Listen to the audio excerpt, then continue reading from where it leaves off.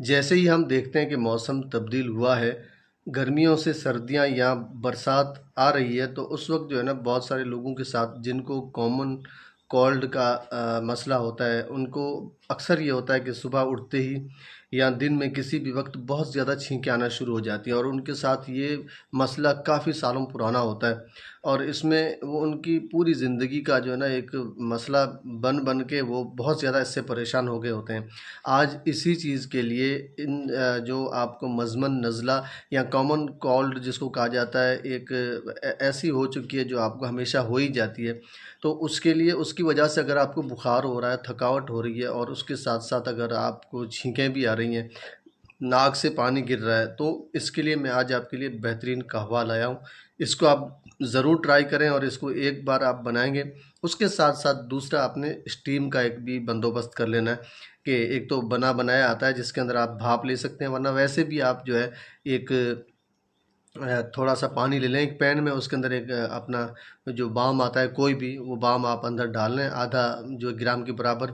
उससे जो है ना 3 बार अपनी नाक से साँस लें और 3 बार अपने मुँह से साँस लें।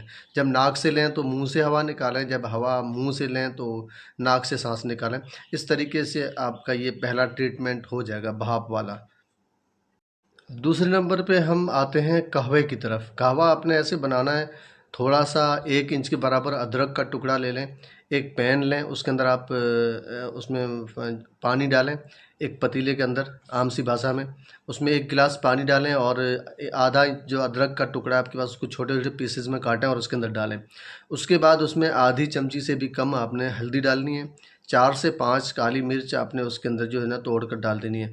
थोड़ा-सा अगर आपके पास हो तो गिलोय का जो जूस आता है, गिलोय की लकड़ी से जूस निकलता है वो, और या वैसे भी आपको मिल जाता है, गिलोय जूस आपने ये आधी चमची उसमें डाल लेना है। इसको अच्छी तरह पकाएँ, पकाते जब ये 3 हिस्से बाकी रहे 1 हिस्सा जल जाए, तो उसको आपने ढक कर रख देना है और इसके अंदर आपने थोड़ी-सी शहद मिला लेनी है।